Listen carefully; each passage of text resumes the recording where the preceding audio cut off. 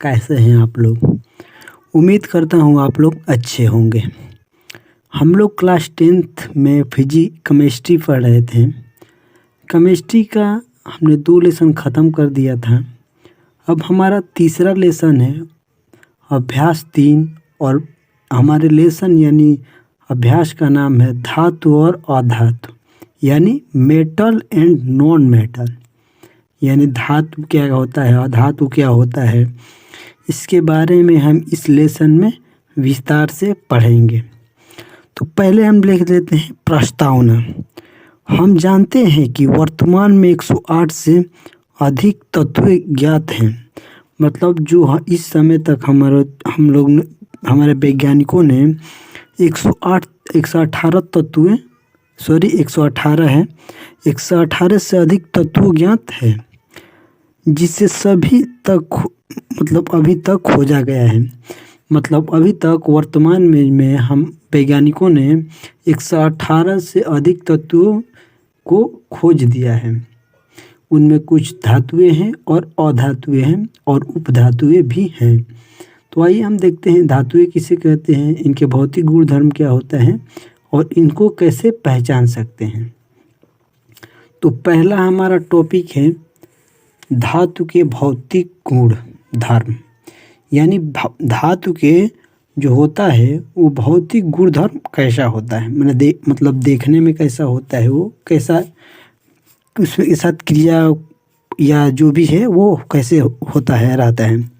वे तत्व जो ऊष्मा तथा, तो ऊष्मा किसे कहते हैं, ऊष्मा उसे कहते हैं कि मान लीजिए किसी चीज़ को हम लोग गर्म करते हैं और उसमें से जो भाप के रूप में निकलता है उसी को ऊष्मा कहते हैं। तथा विद्युत किसे कहते हैं, तो विद्युत एक प्रकार की क्या है, एक प्रकार की ऊर्जा है जो हमारे किसी भी मतलब बल्ब या इलेक्ट्रिक जो वस्तुएं हैं उनको चलाने में सहायता करता है।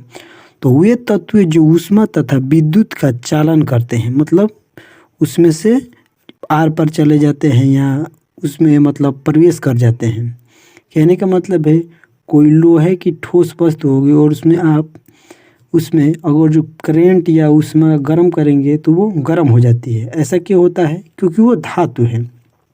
तो कहने का मतलब है वे तत्व जो ऊष्मा तथा विद्युत के चालन करते हैं तथा आघातवर्धिता कहने का मतलब होता है, और आघातवर्धिता मतलब होता है कि कोई भी लोहे की वस्तु को आप जो धातु से बनी होती है या लोहे से बनी होती है उनको आप अगर जो हथौड़े से उस पर वार करेंगे तो वो चपटा होकर वो फैल जाएंगी, मतलब भंगुर नहीं होंगी। जैसे मिट्टी को आप तोड़ेंगे तो वो भंगुर हो जाएगी, छोटे छोटे टुकड़ों में विभाजित हो जाएगी। लेकिन जो लोहा होगा और जहाँ धातुएं की जो वस्तुएं बनी होती हैं वे आघातवर्धित होती हैं। तो वही कह रहा है कि वे तत्व जो ऊष्मा तथा विद्युत का चालन करते हैं तथा आघातवर्धिता तथा अन्य तन्य का मतलब वही होता है जब किसी वस्तु को हम लोग पीटते हैं तो वो मतलब भंगुर नहीं होती है, मतलब छोटे छोटे टुकड़ों में विभाजित नहीं होती है, वो फैल जाती है। तन्य होती है वे धातु कहलाती हैं। क्या कहलाती हैं, धातु कहलाती है। तो धातु का सिंपल सा उदाहरण हमारा हो जाएगा, लोहा हो जाएगा, सोना हो जाएगा, चांदी हो जाएगा। ये सब जो है ये धातुएं होती हैं। और सबसे ज़्यादा तन्य धातु जो होती है वो सोना होता है, जिसको हम बहुत ज़्यादा लंबा बना सकते हैं तार के रूप में। तो कहने का मतलब है, एक बार और भी मैं बता दे रहा हूँ, वे तत्व जो ऊष्मा तथा विद्युत का चालन करते हैं तथा आघातवर्धिता तथा तन्य होते हैं धातु कहलाते हैं।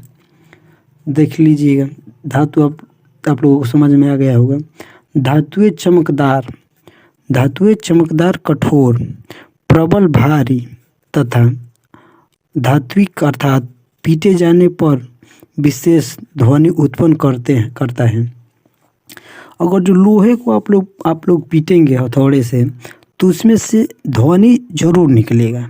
आप एग्जाम जो प्रैक्टिकल के रूप में हो आप घर पर भी कर सकते हैं। धातुएं चमकदार कठोर प्रबल भारी तथा धात्विक मतलब पीटे जाने पर एक ध्वनि उत्पन्न होती है। वे ये जो है ये आपका धातु की विशेषता है। क्या है? विशेषता है। उदाहरण के लिए देख लीजिए धातुओं के कुछ उदाहरण जैसे लोहा, एल्युमिनियम, तांबा, चांदी, सोना, जिंक, मरकरी आदि जो क्या है ये धातुओं के उदाहरण हैं। आइए हम लोग देखते हैं आगे हमारा क्या है।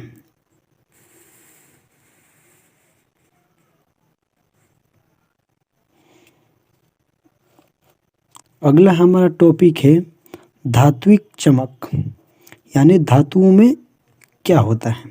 तो धात्विक चमक किसे कहते हैं? धातुओं के पृष्ठ चमकदार होते हैं। कहने का मतलब है अगर ये जो कलम का नोक है उसमें देखिए एक चमक है, ये किस चीज़ से बनी हुई? तो इसका मतलब ये धातु से बनी हुई है। तो धातुओं के पृष्ठ चमकदार होते हैं। उदाहरण के लिए सोना, चांदी, कॉपर आदि। ये कैसे? अगर जो आप सोना ले या चांदी ले कुछ भी उसको काटेंगे तो उसमें से एक विशेष प्रकार की क्या होगी? चमक उत्पन्न होगी और उसमें चमक होगी, उसी को कहते हैं धात्विक चमक। कहने का मतलब है किसी भी वस्तु को काटा जाता है तो उसमें से वो चमक आती है, चमकदार होती है, उसी को धात्विक चमक कहते हैं। अगला हमारा टॉपिक है कठोरता, यानी कठोरता कहाँ पाया जाता है तथा ये कैसा होता है। कठोरता, अधिकांश धातुएं कठोर हैं। कहने का मतलब है जो हमारे धातुएं होती हैं वो अधिकतर कठोर होती हैं, परंतु सभी धातुएं समान रूप से कठोर नहीं होती हैं। अगर आप लोग अगर जो लोहा को लेंगे और चांदी को लेंगे तो उसमें समान कठोरता नहीं होगा, उसमें भिन्न भिन्न कठोरता पाई जाती है। यही कह रहा है कि अधिकांश वस्तुएं कठोर होती है परंतु सभी वस्तुएं समान रूप से कठोर नहीं होती है। अधिकांश धातुएं जैसे आयरन, तांबा, एल्युमिनियम अत्यंत कठोर होते हैं।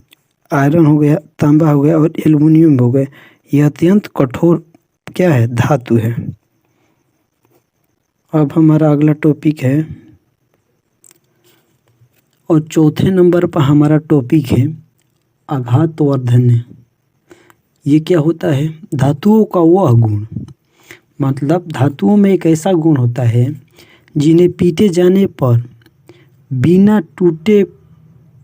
टूटे पतली चादर में परिवर्तित होने का क्षमता को प्रदान करता है, उसी को क्या कहते हैं?